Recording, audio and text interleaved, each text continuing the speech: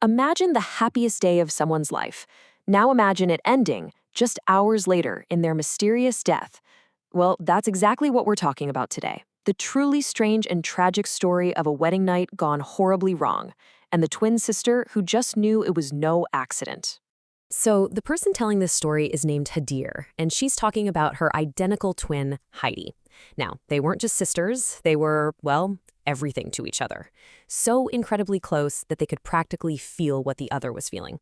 As Hadir put it, they were truly one soul in two bodies. And that really is the million-dollar question, isn't it?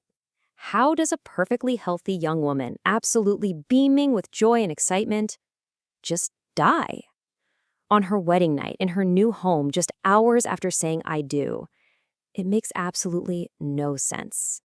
Okay, so let's set the scene. The wedding day itself was, by all accounts, perfect. Heidi married her fiancé, Ahmed, and it was a beautiful celebration. But for Hadir, you have to imagine it was a little bittersweet. This was the first time ever that she and her other half were going to be living apart. Hader had literally just gotten home.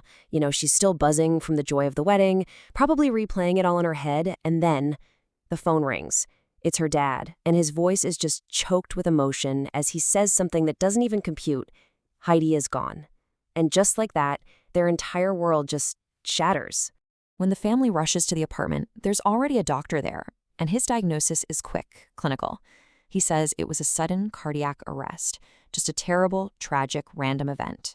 The death certificate gets signed, and that's it. Case closed. But for Hadir, the questions were just getting started. For Hadir, that simple explanation just felt so wrong. It was like a piece of a puzzle that just didn't fit. Heidi had zero history of heart problems. And as that first terrible wave of grief started to recede, something else took its place. This cold, creeping suspicion. Something was very, very wrong with this picture. So on one side, you have the official story, all neat and tidy, a tragic heart attack. But on the other side, Hadir's gut is screaming that something is off. The new husband, Ahmed, he seemed weirdly evasive. His grief felt off, almost like it was mixed with fear. And their best friend, Wallah, was also acting strangely, saying these cryptic, unsettling things. And then came the moment that changed everything. Hadir went to visit her sister's grave, and she saw Ahmed there, just weeping. She hid, and she listened as he talked to the gravestone, and she heard him choke out the words, "Forgive me, I am the reason for your death." Well, that confession was all the proof she needed. Hadir went straight to the police and demanded they open an investigation, demanded an autopsy. And while she was fighting for the truth, her nights became a nightmare. She kept having these terrifying dreams of Heidi, trying to warn her about something. And then she gets a call from Ahmed. He knows she suspects him, and he makes this strange, unbelievably chilling proposal. His instructions were just beyond bizarre. He tells Hadir she has to come to the exact apartment where Heidi died. She has to come at night, and, get this, she has to wear her sister's wedding dress. He promised that only then would she finally understand what really happened. I mean, can you even imagine her headspace? Walking into the very apartment where her twin died, dressed like her sister's ghost. Every single nerve in her body must have been screaming at her to just turn around and run. But that need for answers, for justice for her sister, it was stronger than her fear. So Ahmed leads her into the bedroom, the very room where Heidi's body was found. And as soon as Hadir steps across the threshold, the door slams shut behind her. She hears a key turn in the lock. She's alone, and she's trapped. Suddenly, the air in the room goes ice cold, and out of the darkest corner, a figure starts to form. It's a woman, also in a wedding dress, but this dress is shredded, charred, and black. The woman's form looks burnt, and the sheer terror coming off of her is overwhelming. This is not a human being. This is a ghost. As this horrifying ghost lunges right at her, in that one split second of absolute terror, everything clicks into place for Hadir. It's a horrifying realization. Her sister didn't have a heart attack. Her sister saw this. Heidi was quite literally scared to death. Hadir somehow manages to get out of that room, collapsing right into Ahmed's arms, who's been waiting outside. And now that the supernatural horror has been revealed, it's time for the human part of the conspiracy to come out. The whole ugly truth is about to come spilling out.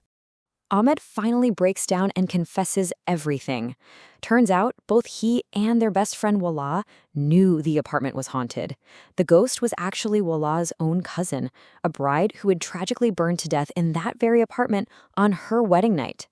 They were worried that if Heidi knew the truth, she'd delay or even cancel the wedding. So they made a pact to keep it a secret from her.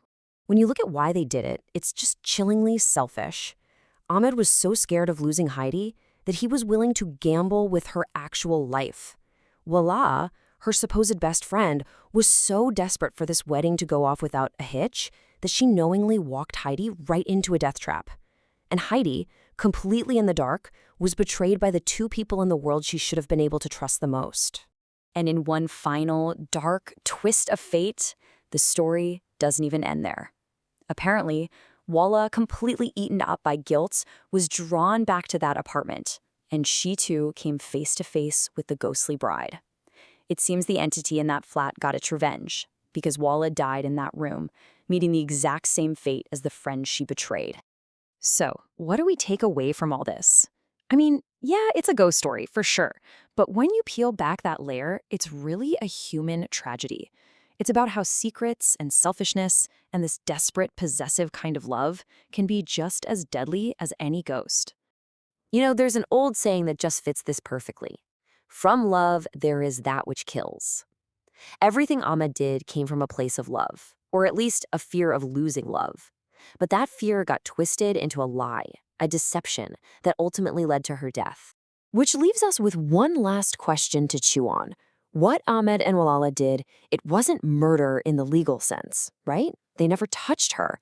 But by deliberately, knowingly putting her in mortal danger for their own selfish reasons, were their actions any less fatal? It's a pretty chilling thought to end on.